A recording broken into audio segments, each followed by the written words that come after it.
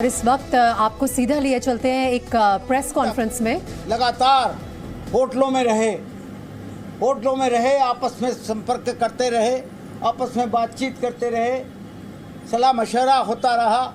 और 34 दिन के बाद जब जो गद्दारी करने वाले लोग थे, जो मानेसर में इकट्ठे हो गए थे और जो सरकार गिराना चाहते थे, जिन्होंने ये स्टेटमेंट दिया था, chief minister, deputy chief minister होते हुए, प्रदेश कांग्रेस कमेटी के अध्यक्ष होते हुए ये स्टेटमेंट दिया था कि गहलोत की सरकार अल्पमत में आ चुकी है, उसको इस्तीफा दे देना चाहिए। ऐसे व्यक्ति के खिलाफ जब माहौल बना और विधानसभा का सत्र बुलाने लगा, की तारीख आने लगी, तब उन्होंने सरेंडर किया। और सरेंडर करके, बिना शर्त सरेंडर करके, और फिर कांग्रेस का साथ सदन में ज़रूर दिया। लेकिन उन लोगों को जो मानेसर में इकट्ठे हुए और 34 दिन तक सरकार गिराने का षड्यंत्र करते रहे, सरकार के खिलाफ बाकायदा बराबर स्टेटमेंट देते रहे, कांग्रेस की सरकार के खिलाफ, बावजूद डिप्टी चीफ मिनिस्टर होते हुए और प्रदेश कांग्रेस के अध्यक्ष होते हुए, आज उनको चीफ मिनिस्टर बनाने के लिए यहाँ पर सेक्रेटरी जनरल इंचार्ज आ गए।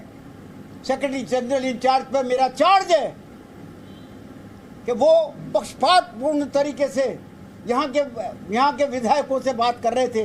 और उनको इन दिनों में, कई दिनों से लगातार ये सूचनाएं आ रही थी कि वो सचिन पायलट साहब के पक्ष में जो है प्रचार करने के लिए जो है कहा करते थे, जुड़ने के लिए कहा करते थे, विधायकों को जुड़ने के लिए कहा करते थे। हमारे पास इस बात के सबूत हैं। तो हम सोनिया गांधी के सिपाही हैं। सोनिया गांधी की हर हुक्म को हमने 50 साल तक माना है। मेरी 50 साल की राजनीति हो गई। इन 50 सालों में एक बार भी अनुशासनहीनता का चार्ज मेरे पे नहीं लगा। मैं कई पदों पे रहा, चाहे जिला प्रमुख रहा, लोकसभा का सदस्य रहा, विधानसभा का सदस्य रहा, 15 साल 20 साल तक जो है लगातार जिला कांग्रेस के अध्यक्ष रहा, लेकिन कभी कोई चार्ज मेरे पे नहीं लगा। लेकिन आज जब ये देखें कि एक जनरल सेक्रेटरी इंचार्ज खुद ही कन्वेंसिंग कर रहा है और ऐसे लोगों को यहाँ के चीफ मिनिस्टर बनाने का मिशन लेकर के आया है, तो निश्चित तौर पर लोगों की भावना भड़कना ही थी और विधायकों को नाराज होना ही था। जो नाराज विधायक थे उनके बराबर मेरे पास फ़ोन आए और फ़ोन आए कि हमारी बात सुनो, तुम यहाँ के जो है पार्लियामेंट्री मिनिस्टर हो, हमारी पूरी बात सुनो। मैं उनकी बात सुनने के लिए ही यहाँ पर जो है वो सब लोग इकट्ठे हुए। उनकी बात सुनी मैंने, 3 घंटे तक उनकी बात सुनी, उनका रोष सुना, उनकी बातें सुनी। वो क्या चाहते हैं ये सुना। वो चाहते हैं कि कांग्रेस का निष्ठावान आदमी, जो 102 आदमी होटलों में इकट्ठे हुए थे, 34 दिन तक साथ रहे थे, अगर मुख्यमंत्री ही बनाना है तो उनमें से बनाओ, किसी को भी बनाओ जिसको सोनिया जी कहेंगी वही मुख्यमंत्री होगा राजस्थान का। सोनिया जी का हुक्म बहाल रहेगा, कोई चैलेंज नहीं कर सकता सोनिया जी के हुक्म को।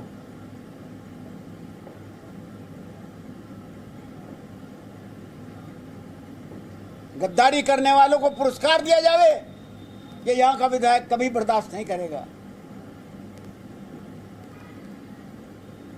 That's all. अभी जो अजय माकन जिनके ऊपर आप ये चार्ज लगा रहे हैं, वही दिल्ली में अभी सोनिया गांधी से मिलकर निकले और कह रहे हैं कि लिखित रिपोर्ट जो है वो कल तक वो दे देंगे सोनिया गांधी। वो देते रहे, उसकी चिंता नहीं। जिन लोगों ने, जिसमें आपका भी नाम आ रहा है कि जिन लोगों ने विधायक दल की बैठक से पहले अपने घर पर बैठक की, वो अनुशासनहीनता है और उन पर कार्रवाई हो, नोटिस जारी होगा, पार्टी से बाहर भी उनके विचार से होगा। जो कुछ भी है, विधायकों की बैठक कोई ऑर्गेनाइज्ड बैठक नहीं थी। विधायक आते गए, एक आते गए, अपनी बात मुझे सुनाते गए। आखिर 92 विधायक इकट्ठे हुए और इकट्ठे होकर के उनकी बात सुनने में टाइम तो लगता ही है, समय तो लगता ही है। उसके बाद हम उनसे मिलने भी गए। विधायक दल की बैठक में क्यों नहीं गए सीएम हाउस? है सीएम हाउस में विधायक दल की बैठक में क्यों नहीं गए? इसलिए नहीं गए कि विधायक यहाँ आने वाले थे। मेरे पास टेलीफोन आ रहे थे कि पहले हमारी बात सुनो, उसके बाद में बैठक में चलेंगे। वो कह रहे हैं कि अलग अलग हम नहीं ऐसा नहीं है। अलग अलग राय सुनना चाहते हैं। नहीं अलग अलग राय कभी नहीं कहा उन्होंने। उन्होंने ये कहा कि एक लाइन का प्रस्ताव पास करने के लिए आए हम। सर अगर आप पर कार्रवाई होती है, आपको नोटिस दिया जाता है, आपके खिलाफ कार्रवाई होती है, इसमें क्या कहें? हाइपोथेटिकल सवाल मत पूछिए, आने दीजिए, कुछ जो कुछ होगा तो दिख जाएगा आगे। धारीवाल जी, आपने कहा कि मैं पार्टी का अनुशासित नेता रहा हूं। सिपाही रहा हूँ और रहूंगा। ऐसी नौबत क्यों आ गई?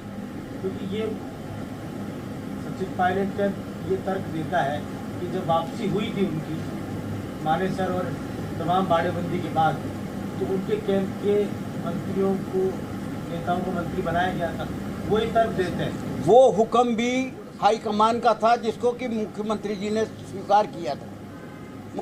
हाईकमान का सोच ये था कि ठीक है गलती हुई है इनसे, लेकिन इनको एडजस्ट करो। मुख्यमंत्री जी ने एडजस्ट किया उनको। तो रमेश मीणा भी यहाँ थे, कल रमेश मीणा भी यहाँ आए हुए थे सर, कल रमेश मीणा भी उन गद्दारों में से एक आए हुए थे जो आप गद्दार कर रहे हैं। कौन? रमेश मीणा। रमेश मीणा भी आए हुए थे, तो वो कल उन्होंने दस्तखत किया, इस्तीफा दिया उन्होंने। तो आप कह रहे हैं वो गद्दार जो गए हुए थे। इस्तीफा दिया था, हाँ हाँ वो गए थे वो, लेकिन अब वो विचार बदल गया उनका। क्या बात क्या विचार बदलते रहते हैं। ये षड्यंत्र रहा। विचार तो उनका भी बदला है ना। पहले तो वो कांग्रेस की सरकार गिराना चाहते थे, बाद में कांग्रेस सरकार के फेवर में आ गए विधानसभा में। धारीवाल जी, क्या षड्यंत्र रहा अशोक गहलोत को हटाने का? अशोक गहलोत को हटाने का कोई षड्यंत्र था? 100% वही था, षड्यंत्र था टोटल। और उस षड्यंत्र में जनरल सेक्रेटरी इंचार्ज शामिल थे। सर इसमें हम माने कि जो सेंटर से पर्यवेक्षक आए थे वो एक सेट एजेंडा लेके आए थे, मतलब वो एमएलएस की राय नहीं सुनना चाहे थे। मैं दूसरों के लिए नहीं कहता, मैं सिर्फ जनरल सेक्रेटरी इंचार्ज पे चार्ज लगा रहा हूँ। खड़के साहब पे कोई चार्ज नहीं है। खड़के साहब पे कोई चार्ज नहीं है। खड़के साहब का कोई मुकाबला नहीं। वो तो बिल्कुल ईमानदार और निष्पक्ष आदमी है। खड़गे साहब से क्यों नहीं मिले आप लोग विधायक साहब? मिले सारे विधायक जाके मिले हम। नहीं, सारे विधायक 2 बार मिले। सारे विधायकों की बात हो रही है। सारे विधायक मिलना नहीं चाहिए। मैं मिलने का सवाल ही क्या था। वो तो उठ के चले गए थे वहां से। वहां पहुंचे कितने से थे? 20 आदमी भी पहुंचे पूरे। धारीवाल साहब, आज मुख्यमंत्री जब मिलने गए हैं होटल में तो माकन साहब उनसे नहीं मिले हैं। खड़गे साहब से मुलाकात हुई, मुझे पता नहीं इस बारे में, और वो ये बोले कि मैं मेरी जानकारी में नहीं है। अब मंत्रियों ने इस्तीफा दे दिया, आगे क्या होगा? अब सबने इस्तीफा दे रखा, आगे क्या होगा? देखिए, हम मंत्रियों का आज भी मेरे पास कई मंत्री आए, वो कई विधायक आए कि चल करके स्पीकर साहब से कहिए कि हमारा इस्तीफा मंजूर करें। मैंने कहा अभी ठहरिए। स्पीकर साहब को भी जो है आप सोच विचार कर लेंगे दीजिए। वो सरकार गिराना चाहते हैं। कौन? वो कह रहे हैं इस्तीफा स्वीकार हो जाए। अब वो क्या चाहते हैं? वो तो ये चाहते हैं कि ये सरकार बनी रहे। जो गिराना चाहते थे उनको पुरस्कार न मिले। लेकिन सर आप आरोप लगा, मैं बात कह चुका आपकी। सर अजय माकन पर आरोप, मैं आपके सारे सवालों का जवाब दे चुका हूँ। सर जनरल सेक्रेटरी पर आप आरोप लगा रहे हैं, तो क्या आला कमान से आप मांग करेंगे उनके खिलाफ कार्रवाई की भी? क्या कह रहे हैं? आप आरोप लगा रहे हैं अजय माकन पर कि उन्होंने आरोप लगा रहा हूँ। नहीं, सवाल आगे सर ये है कि जो आरोप लगा रहे हैं उसके बाद आप चाहते हैं कि लीडरशिप उनके ऊपर भी कोई कार्रवाई करे, अजय माकन पर भी कार्रवाई करे? ये लीडरशिप का काम है तय करना। कोई अपील? ये तय करना लीडरशिप का काम है। अगर लीडरशिप मुझे बुला करके पूछेगी कि चार्ज तुमने कैसे लगाया, तो मैं सबूत दूंगा इस बात का। धारीवाल जी, कमलनाथ को मध्यस्थ बनाया गया है। कमलनाथ अब आगे बातचीत करेंगे, आप सबसे 1-to-1 संवाद करेंगे कमलनाथ। अच्छी बात है, बहुत अच्छी बात है। क्योंकि आगे आप समझ ही जाओ आखिर माकन साहब को हटाने का क्या कारण था। तो क्या सीएम साहब अब राष्ट्रीय अध्यक्ष बनने जा रहे हैं या नहीं जा रहे हैं? इसका असर पड़ेगा? मैं नहीं कह सकता, ये फैसला उनको करना है। क्या पार्टी के आलाकमान की सीएम साहब से बात हुई है? पार्टी का आला कमान जो कहेगा सीएम हमेशा से करते आए और करते रहेंगे।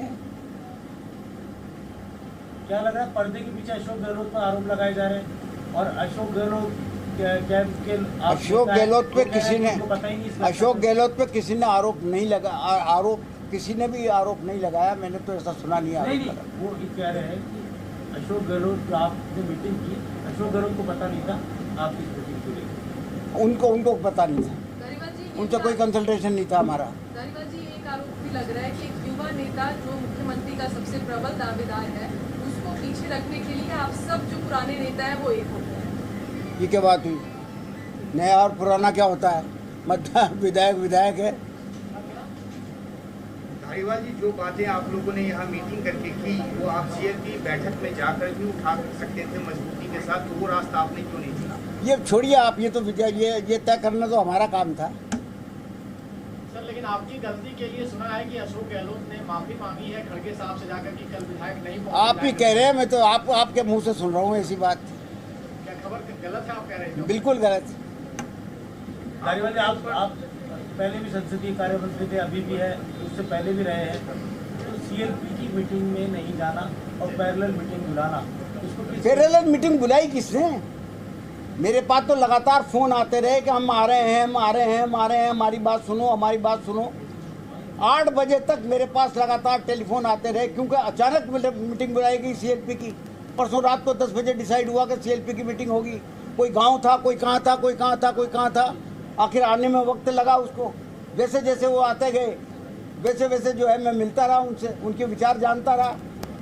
विचार उनका ये बना कि साहब हम इस्तीफा देंगे अगर इस तरीके से जो है इस आदमी को कि जो है कि इनको इनाम दिया जा रहा हो तो।